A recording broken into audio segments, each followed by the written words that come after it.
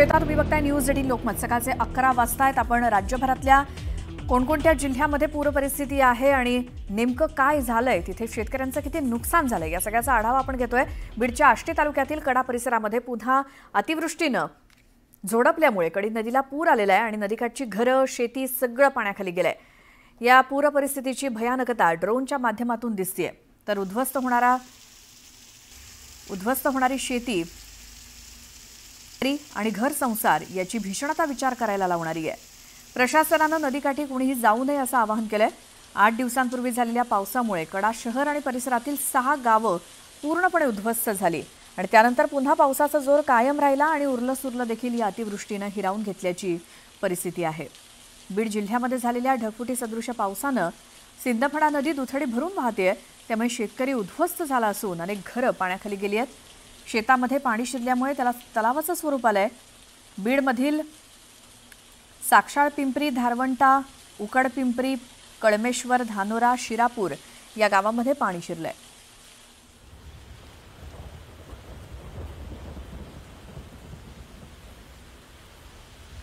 तर बीड जिल्ह्यामध्ये सुरू असलेल्या पावसामुळे सिंदफणा आणि मांजरा नदीकाठी पूर परिस्थिती निर्माण झाली. नदीचं पात्र तब्बल 1 किलोमीटरपर्यंत पसरलंय. अनेकांची घरं पाण्यात गेली आहेत, तर शेती पिकाचं देखील मोठ्या प्रमाणात नुकसान झालंय. त्यामुळे काही गावांचा संपर्क तुटलाय. अशातच पुराच्या पाण्यात अडकलेल्या एका महिलेला आणि तिच्या बाळाला वाचवण्यात यश आलं. खबरदारी म्हणून प्रशासनाकडून या ठिकाणी एनडीआरएफच्या टीमला पाचारण करण्यात आलं.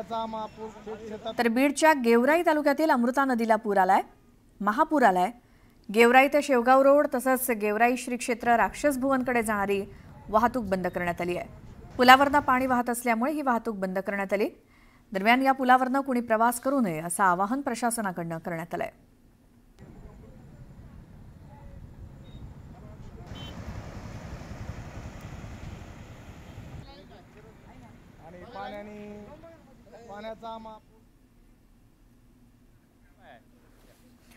बीडमधनं आमचे प्रतिनिधी सुरेश जाधव आपल्यासोबत आहेत. सुरेश, असे कोणकोणते भाग की जिथे काहीच उरलेलं नाही, शेत आहे की तळं असा प्रश्न पडावा, काय सांगाल? बीड जिल्ह्यातील मांजरा नदी असेल, त्याचबरोबर गोदावरी नदी पात्र आणि सिंदफणा, बिंदुसरा या ज्या नद्या आहेत यांना महापूर आलेला आहे. आणि मी बीड तालुक्यातील नांदूर हवेली या गावामध्ये एका टेरेसवरती आपण आहेत आणि पाहतोय अशा पद्धतीने ही जी नदी आहे ती नदी जिथपर्यंत पाणी दिसतं तिथपर्यंत जर बघितलं तर पाणीच पाणी पाहायला मिळतंय. आणि इथलची जी शाळा आहे ती शाळा देखील पाण्याखाली गेली. इथं समोर आपण गावातील ही घरं पाहतोय, ही घरं देखील पाण्याखाली गेली आणि इथल्या लोकांना आता स्थलांतराचं काम सुरू झालेलं आहे. यांनी आता थोड्या वेळापूर्वी या ठिकाणी भेट दिलेली होती आणि इथलच्या लोकांना स्थलांतरित करण्याच्या अनुषंगाने प्रशासनाला सूचना दिल्यात. ट्रॅक्टरच्या माध्यमातून या ठिकाणाहून आता त्यांना हलवलं जातं. त्याचबरोबर काही जी लोक अडकलेली होती त्यांना एनडीआरएफच्या माध्यमातून रेस्क्यू देखील करण्यात आलेला आहे. आणि समोर पाहतोय शेतीचं तर नुकसान झालेलं आहे, शेतीमध्ये नदीपात्र विस्तीर्ण झालेलं आहे. मात्र दुसरीकडे जर बघितलं तर समोर आपल्याला दिसेल या ठिकाणी जे शेतकऱ्याची अवजारं आहेत ती देखील पाण्यामध्ये गेलेली आहेत, घरं देखील पाण्यामध्ये गेलेले आहेत. त्यामुळे जे नुकसान झालेलं आहे ते प्रचंड नुकसान झालेलं आहे आणि इथलच्या लोकांना आता स्थलांतरित करण्याचा प्रयत्न देखील प्रशासनाच्या वतीने केला जातोय. ज्या पद्धतीने आपण समोर पाहतोय ही जी सिंदफणा नदी आहे, ही या सिंदफणा नदीचं जे पात्र आहे ते जवळपास आजूबाजूच्या परिसरामध्ये 2 ते 3 किलोमीटर अंतरामध्ये पसरलेलं आहे. त्यामुळे त्या ठिकाणी असलेल्या शेती पिकं आणि संपूर्णतः पूर्ण पाण्याखाली गेल्याचं पाहायला मिळतंय. काही ठिकाणांची जनावरं देखील वाहून गेलेले आहेत. तर एनडीआरएफची टीम असेल, त्याचबरोबर भारतीय नौदला म्हणजे सैन्य दलाची जी तुकडी आहे ती देखील या ठिकाणी बोलवलेली आहे. त्यामुळे सध्या तरी बीड जिल्ह्यामध्ये जी पूर परिस्थिती आहे ती खूप मोठ्या प्रमाणात आहे आणि एकंदरीत ही पूर परिस्थिती नियंत्रण करण्याच्या दृष्टिकोनातून प्रशासन देखील प्रयत्नशील आहे. आणि आता कुठेतरी या लोकांना स्थलांतरित करण्याच्या अनुषंगाने ज्या हालचाली आहेत त्या देखील सुरू आहेत. गिरीश महाजन यांनी सांगताना एक महत्त्वाची गोष्ट सांगितली की आता सध्या शेतीमध्ये पाणी आहे, जोपर्यंत पाणी ओसरणार नाही तोपर्यंत नुकसान किती झालंय, शेतीचं नुकसान किती झालंय येणार नाही. सध्या जीव वाचवणं हे महत्त्वाचं आहे, जनावरं वाचवणं हे महत्त्वाचं आहे आणि त्या अनुषंगाने प्रशासन प्रयत्न करतंय. सरकार हे शेतकऱ्याच्या पाठीशी आहे असं देखील सांगितलं असलं तरी बीड जिल्ह्यातील जो शेतकरी आहे ते पूर परिस्थितीमुळे पूर्णतः उद्ध्वस्त झाल्याचं पाहायला मिळत आहे. बिलकुल सुरेश, थोडंसं थांबवते. आता आपण जाऊयात माझे सहकारी विलास बडे यांच्याकडे. विलास, तुम्ही आत्ता ज्या ठिकाणी आहात तिथे कधीपासनं हे पाणी साचलेलं आहे, कितवा दिवस आहे आणि तुम्हाला समोर आत्ता नेमकं काय दिसतंय? श्वेता, आत्ता आपण आहोत माढा तालुक्यामध्ये आणि सीना नदीला आलेला जो महापूर आहे त्या महापुराच्या सगळी परिस्थितीमध्ये आपण ही जी पाण्याखाली गेलेली गावं आहेत, हे उंदरगाव आहे माढा तालुक्यातलं या उंदर गावासारख्या 16 गावं पूर्णपणे पाण्याखाली गेलेली आहेत आणि या गावची ही ग्रामपंचायत आहे। ही ग्रामपंचायत पूर्णपणे पाण्याखाली गेलेली आहे। गावातली अनेक घरं, जवळपास पहिला जी छोटी घरं असतात ती पूर्णपणे पाण्याखाली गेलेली आहेत। अनेक घरांचा पहिला मजला पाण्याखाली गेलेला आहे। आत्ता जिथून ही बोट चालतीये ती बोट रस्त्यावर, हे गावातले रस्ते आहेत खरं तर, आणि या रस्त्यावरती ही बोट चालतीये। ही आजूबाजूची ही घरं बघा, या घरांमध्ये पाणी आलेलं आहे।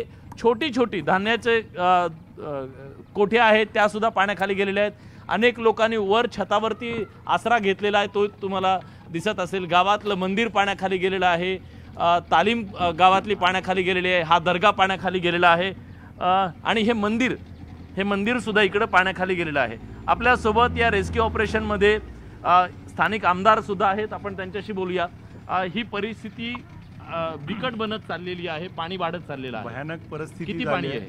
आता 1,45,000 क्युसेक्सनं पाणी येतंय आणि सकाळी 6:30चं ते पाणी 12 पर्यंत इथं पोहोचणार आहे। आणि आत्ताची परिस्थिती अशी आहे की अजून त्या ठिकाणी वर पाऊस झाला आहे नगर जिल्ह्यामध्ये आणि बीड जिल्ह्यामध्ये, त्याचं पाणी अजून वाढतंय आणि ते पाणी वाढ व्हायला लागलंय। ते पाणी वाढ होत असल्यामुळं खऱ्या अर्थानं खूप मोठा धोका आता निर्माण झाला आहे आणि याच्यामध्ये लोकांचे संसार उद्ध्वस्त झालेत। आता एक किराणा दुकान बघतोय, ह्या दुकानातलं परिस्थिती जर बघितली, त्याचा माल सगळा 10-12 लाख रुपयाचा सगळा त्या ठिकाणी अडचणीत आला असेल। आणि मग अशा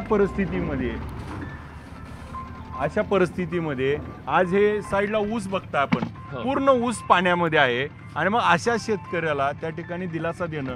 आणि आता 1000 ते 1200 लोक आमच्या आज 5 ते 6 गावामध्ये अडकलेले आहेत, ज्या लोकांना त्या ठिकाणी मदतीची आवश्यकता आहे। NDRFची टीम आता काम करते आहे, परंतु NDRFच्या टीमला त्या ठिकाणी 4 ते 5च बोटी आज काम करतायत। ही आता व्हाईट आर्मी कोल्हापूरची आलेली आहे, पुण्याची टीम आली आहे, परंतु 1000-1200 लोक काढणं खूप जिकिरीचं आहे।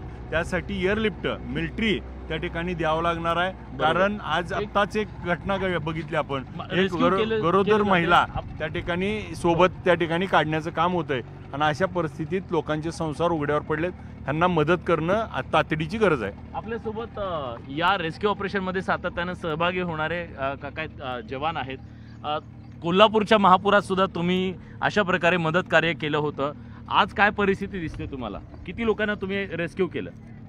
आत्तापर्यंत आम्ही आत्ता सुरुवात केलेली आहे। पहिले एक 7 ते 8 लोक आता रेस्क्यू केलेले आहेत, परत आम्ही आत जात आहोत। आमची टीम कोल्हापूरची आहे, व्हाईट आर्मी। बरं, आम्ही 1999 पासून रेस्क्यूचं काम करतो आहे। बरं, तर हे रेस्क्यू ऑपरेशन अथकपणे इथं सुरू आहे। महिला असतील, वृद्ध नागरिक असतील, त्यांना प्राधान्यानं आधी रेस्क्यू केलं जात आहे आणि त्यानंतर मग या गावामध्ये अडकलेले जे लोक आहेत त्यांना सुरक्षित स्थळी हलवण्याचं कामसुद्धा युद्धपातळीवर सुरू आहे। अनेक जनावरंसुद्धा या पुरामध्ये वाहून गेलेली आहेत। त्याचबरोबर आता या पूर ओसरल्याच्या नंतरची जी परिस्थिती निर्माण होईल त्या परिस्थितीमध्ये या नागरिकांना मदत हे नंतर आहे, पण आता लोकांचे प्राण वाचवणं याला प्राधान्यक्रम दिलं जात आहे। आणि न्यूज 18 लोकमतवरती या पूर्ण महापुराचं जे कव्हरेज आहे ते आपण बघतोय। आणि परिस्थिती जसं सीना नदीमध्ये पाणी वरून सीना कोळेगाव प्रकल्पातून वाढवलं जातं, जवळपास 1.5 लाख क्युसेक इतके पाणी सध्या सोडलं गेलेलं आहे। हे पाणी इथपर्यंत पोहोचायला वेळ लागेल आणि जेव्हा ते पाणी इथे येईल तेव्हा आणखी काही गावं पाण्याखाली जाण्याची भीती व्यक्त केली जाते आणि नागरिकांना त्यांच्या जेवणाची व्यवस्था, सुरक्षित ठिकाणी त्यांना राहण्याची व्यवस्था जी आहे ते करण्यामध्ये प्रशासन सध्या गुंतलेलं आहे आणि हे सगळं रेस्क्यू ऑपरेशन इथं अव्याहतपणे सुरू आहे। श्वेता, बिलकुल विलास, ही सगळी दृश्य तुमच्या माध्यमातून आपण बघतोय आणि सगळी माहिती घेतोय ग्राउंड रिपोर्ट किंवा ग्राउंड झिरोवरनं, जिथे जिथे गावच्या गावं पाण्याखाली आहेत, शेती संपूर्णपणे पाण्याखाली आहे। शेतकरी आता शोधतोय नेमकं आपलं काय उरलंय, ग्रामस्थ नेमकी वाट बघतायत आता, नेमकी आता मदत कधी येते, हा पूर कधी ओसरणार, काय राहिलंय काय वाचलंय हे बघायचंय। मात्र सध्या सगळ्या नद्या या दुथडी भरून वाहत आहेत, धरणातनं मोठ्या प्रमाणात पाण्याचा विसर्ग सुरू आहे। बीड काय, सोलापूर काय, सगळीकडे हजारो हेक्टर शेती पाण्याखाली गेली आहे। सध्या हीच प्राथमिकता आहे की लोकांचे प्राण वाचवणं, जीव वाचवणं, त्यांना रेस्क्यू करणं, कोणी कुठे अडकलंय का त्यांना बाहेर काढण्याची प्राथमिकता आहे। आणि त्यासाठी NDRFचे जवान, ग्रामस्थ, स्थानिक प्रशासन, लोकप्रतिनिधी हे सगळे प्रयत्न करतात। तर या सगळ्या एनडीआरएफचे जवान, त्यांच्या बोटी, कोणी कुठे अडकलंय का याचा शोध घेत आहेत. अविलास, सगळी गावं, ज्या ज्या गावामध्ये पाणी आहे ती सगळी गावं रिकामी करण्यात आली आहेत का? सगळ्यांना कुठे ठेवलंय, त्यांची काय सोय आहे? आणि ग्रामस्थ आता अर्थातच वाट बघतायत हा पूर कधी ओसरणार.